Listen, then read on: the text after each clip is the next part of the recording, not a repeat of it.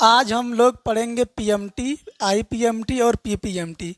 ये तीन फंक्शन होते हैं एक्सेल के अंदर। ये तीन फंक्शन होते हैं जो कि बेहद ही इम्पॉर्टेंट होते हैं। इन तीन फंक्शन का यूज कैसे करेंगे आज हम इसी के बारे में जानेंगे। तो सबसे पहले आप ऊपर देखेंगे कि लिखा हुआ लोन अमाउंट। लोन अमाउंट कितना है? 17,999 रुपये। और डाउन पेमेंट जो कि हम भर चुके हैं कितना?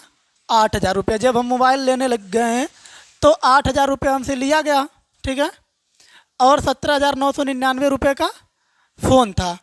तो हमारा 8,000, इसमें से अगर इसमें से 8,000 माइनस कर दें तो जो अमाउंट बचेगा उसी पे हमारा इंटरेस्ट वगैरह लगेगा। जो हमारा इंटरेस्ट है वो 4% है और हमें भरना है 1 साल के अंदर, ठीक है। समझ में आया? तो हम निकालेंगे कैसे? सबसे पहले पीएमटी फंक्शन का यूज करेंगे। तो पीएमटी फंक्शन का यूज करेंगे तो सबसे पहले क्या लगाओगे? Equal to. उसके बाद आपको लिखना पीएमटी।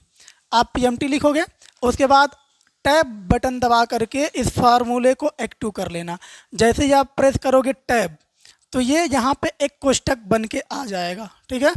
जब आपके पास इस तरह का इंटरफेस दिखे तो आपको क्या करना है? सबसे पहले रेट यानी कि इसे आप सेलेक्ट करोगे। ये जिस सेल में होगा उसे आपको सेलेक्ट कर लेना है। जैसे हम एक हिसाब से देख लेते हैं, ये हमारा A1 है, ये हमारा A2 है, A3 है, A4 है। बस समझो, क्योंकि प्रैक्टिकली आपको नहीं बता रहे हैं, बोर्ड पे बता रहे हैं, तो ऐसे समझ लो A1, A2, A3 और A4। तो सबसे पहले आपको सेलेक्ट करना है A3। यहाँ पे आपका आ जाएगा A3। उसके बाद आपको इस सेल को डिवाइड करना है, ठीक है। किससे? 12 से। याद रहे 12 से डिवाइड करना है क्योंकि हमें मंथली में कन्वर्ट करना है। उसके बाद कॉमा प्रेस करेंगे, ठीक। उसके बाद हम क्या करेंगे? यहाँ पे ये वाला सेल जो ईयर वाला है इसे सेलेक्ट करना है। तो यहाँ पे आ जाएगा हमारा A4 आएगा। अब यहाँ पे आपको मल्टीप्लाई करना है। ऐसे स्टार का सिंबल होता है कीबोर्ड में, आप उसको प्रेस कर लीजिएगा और यहाँ पे आपको 12 से मल्टीप्लाई कर देना है 12 से, ठीक है। उसके बाद आपको देना है कॉमा। अब यहाँ पे आपको क्या करना है? ये जो हमारा लोन अमाउंट है यानी कि A1 अब यहाँ से माइनस कर देना है। किसको? इसको, A2 को। क्योंकि हमने 17,999 में से 8,000 दे चुका, तो 8,000 हम माइनस करेंगे, ठीक है। अब यहाँ पे जब हम इंटर प्रेस करेंगे तो जो हमारी अमाउंट होगी यानी कि जितना हमें हर महीने भरना है वो वैल्यू यहाँ पे प्रिंट हो जाएगी। यानी कि ये जिस सेल में लगा होगा उस सेल में हमारी वो वैल्यू आ जाएंगी। अब हम बात करेंगे आईपीएमटी। यहाँ पे भी हम इक्वल टू से स्टार्ट करेंगे। बिना इक्वल टू के फंक्शन वर्क करेगा नहीं, आप लोगों को पता ही होगा। तो आईपीएमटी स्टार्ट करने से पहले इक्वल टू, फिर आपको लिखना IPM और T। सेम प्रोसेस को दोहराएंगे। सबसे पहले रेट को सेलेक्ट करेंगे, इसको डिवाइड करेंगे 12 से, फिर कॉमा देंगे। इसके बाद थोड़ा सा होल्ड होइए, यहाँ पे ध्यान दीजिए। हमें आईपीएमटी इंटरेस्ट महीने का निकालना है, तो यहाँ पे हम लिखेंगे 1। हर मंथ का हमें निकालना, तो 1, उसके बाद कॉमा। अब उसके बाद जिस तरीके से यहाँ से रिपीट है आप सेम रिपीट कर दीजिए। आपको लिखना A4 यानी कि ईयर को मल्टीप्लाई करिए 12 से, फिर कॉमा A1 माइनस A2, बस क्लोज। अब यहाँ पे जो आएगा वो हमारा होगा 1 महीने का इंटरेस्ट, यानी कि जो हमारा मेन अमाउंट है जितना, और उसमें से इंटरेस्ट कितना हमको भरना है। यानी कि इंटरेस्ट हमारा कितना लग रहा है, जो ये 4% इंटरेस्ट है वो कितना लग रहा है, तो वो हमारा निकल के आ जाएगा। उसके बाद पीपीएमटी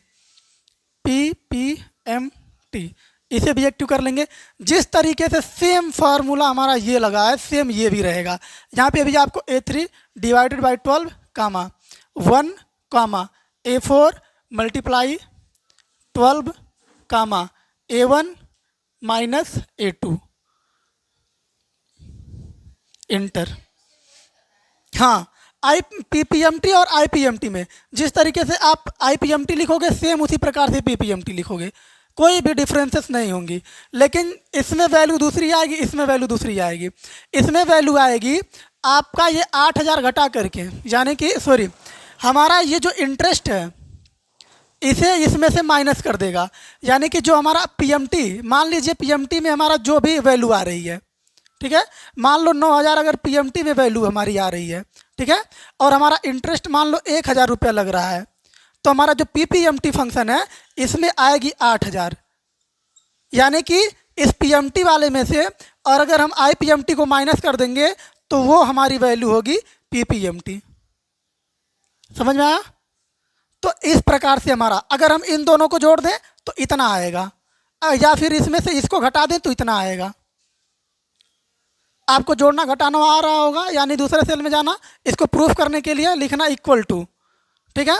उसके बाद आपको सबसे पहले सेलेक्ट करना है इस वाले सेल को, पीएमटी वाले जिसमें पीएमटी लगा था फार्मूला, उसको सेलेक्ट करिए। मान लीजिए पीएमटी हमारा लगा हुआ है A5 में, पीएमटी किस में लगा? A5 में लगा है। और आईपीएमटी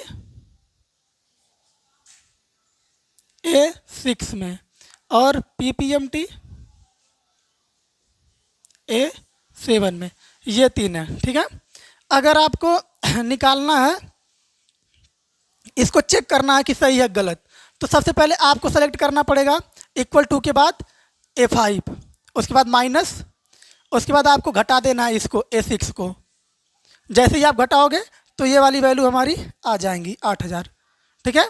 और भी तरीका, आप क्या करो, इस वाले को और इस वाले को जोड़ दो, यानी A7 प्लस A6, जैसे इंटर प्रेस करोगे तो ये वाली वैल्यू आ जाएगी, ठीक है। तो इस प्रकार से हम चेक कर सकते हैं, इस प्रकार से हम जान सकते हैं कि कितना इंटरेस्ट लग रहा है और कितना हमें हर महीना भरना है, और हमारा जो मेन अमाउंट है यानी कि पीपीएमटी, जो हम इंटरेस्ट को छोड़ दें अगर, यानी कि मेन वैल्यू क्या है, कितना भरना है, वो चीज़ हमारा पीपीएमटी से निकल जाता है। यानी कि इंटरेस्ट और पीपीएमटी, यानी कि इंटरेस्ट और मेन वैल्यू दोनों, प्रिंसिपल वैल्यू और इंटरेस्ट मिला करके हमारा होता है ये वाला, ठीक है। और अगर हम प्रिंसिपल का बात करेंगे तो ये हमारा होता है पीपीएमटी, अगर इंटरेस्ट की बात करेंगे तो हमारा होता है आईपीएमटी। क्लियर हो गया होगा? बताना नहीं पड़ेगा दोबारा, प्रैक्टिकल तुम लोग कर लोगे, ठीक है, ठीक।